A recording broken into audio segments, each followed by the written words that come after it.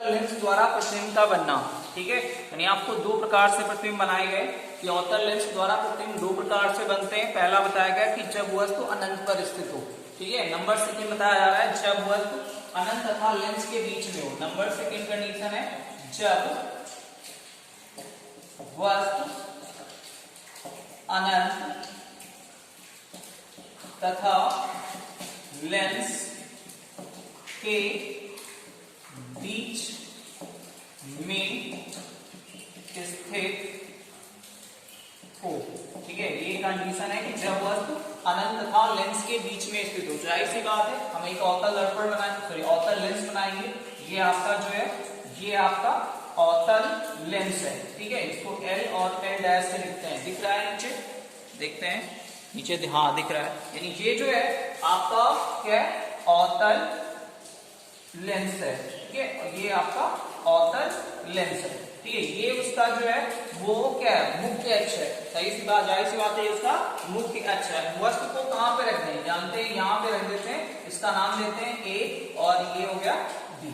ठीक है, अब वस्तु से चलने वाली पहली किरण मुख्य अक्ष के क्या चलेगी, पहली किरण जो चलेगी वो मुख्य अक्ष के समांतर चलेगी और लेंस पर आपतित होगी। अपवर्तन के पश्चात, क्योंकि आप जानते हो लेंस कैसा होता है, अभिसारी होता है कि अपसारी होता है, सभी को पता है। अभिसारी ना होके अपसारी होता है ना। तो ये किरणों को क्या करेगा, फैला देगा।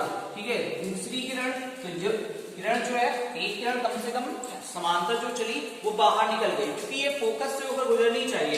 तो अगर हम इसका मानते हैं ये उसका F2 है, ठीक है, ये उसका क्या है, ये उसका F1 है। तो इन किरणों को थोड़ा पीछे बढ़ाएंगे तो ये F2 से होकर गुजरेगी, क्योंकि जाहिर सी बात है जो किरण समांतर चलेगी वह फोकस से होकर गुजरनी चाहिए। ठीक है, ये फोकस से होकर नहीं गुजर रही थी, ये बाहर निकल रही थी। ठीक है, तो इनको थोड़ा पीछे बढ़ाया गया तो F2 से होकर गुजरती है। अब ये दूसरी किरण जो होगी लेंस पर सीधी या तिरछा आपतित होगी, जो कि उसके प्रकाशिक केंद्र C से होकर गुजरेगी। ठीक है, और जो किरण, इससे पहले बताया गया कि जो किरण प्रकाशिक केंद्र से होकर गुजरेगी वह सीधी निकल जाएगी। तो ये किरण जो होगी वो सीधी निकल गई। अब देखिए, दोनों किरणें जो है कहीं पर भी मिलती हुई प्रतीत नहीं होती है। अतः हम देखते हैं कि इन किरणों को थोड़ा पीछे बढ़ाएंगे। ठीक है, तो थोड़ा पीछे बढ़ाएंगे तो एक बिंदु ऐसा आता है, यानी ये बिंदु आता है जहां पे जो किरणें हैं वो मिलती हुई प्रतीत होती हैं, जिसे हम B गैस कहते हैं। अतः यहाँ पे जो है हम एक प्रतिबिंब बनाते हैं जिसकी वैल्यूएशन नाम रखते हैं A डैश B डैश। क्या रखते हैं, A डैश B डैश। अतः यहाँ एक प्रतिबिंब बनता है। ठीक है, अब लिखेंगे कैसे, लिखना है तो लिखेंगे ऐसे कि वस्तु AB से चलने वाली पहली किरण मुख्य अक्ष के समांतर चलकर लेंस पर आपतित होती है।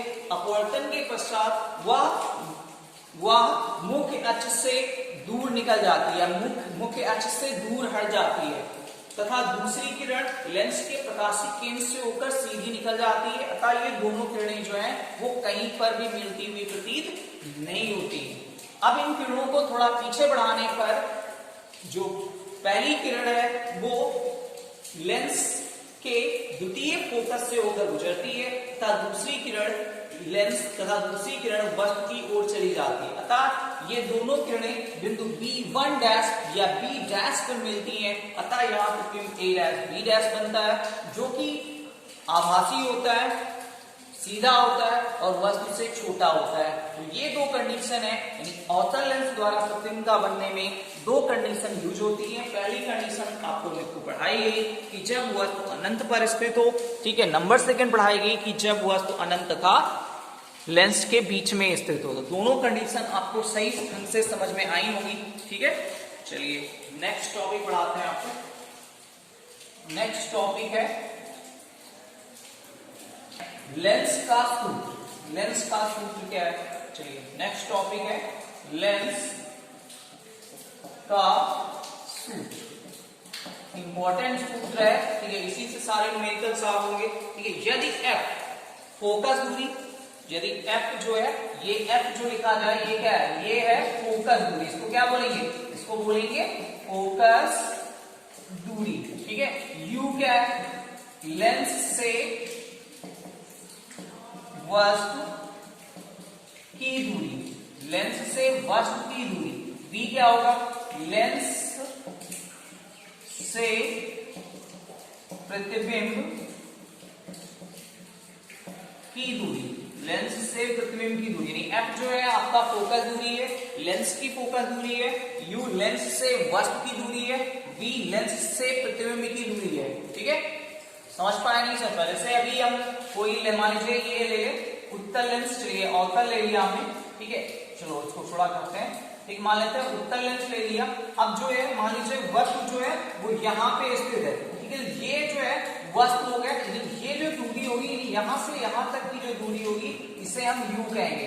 ठीक है, और इसका जो यहाँ पे f1 लिखा जाता है, जैसे अभी हम यहाँ लिखते थे f1, तो इसका मतलब यहाँ से यहाँ तक की जो दूरी होगी वो f होगी।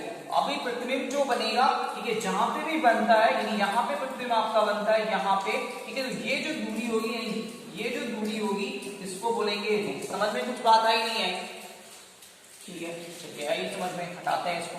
ठीक है, तो ये हो गया f, ये हो गया u, एक ये हो गया v। ठीक है, यदि f फोकस दूरी का लेंस u दूरी पर रखी वस्तु का अपनी दूरी पर बना हुआ प्रतिबिंब हो, तो इसका जो सूत्र होता है वो 1/f बराबर होता है 1/v प्लस 1/u। ये जो होता है ये दर्पण के लिए होता है। क्या होता है?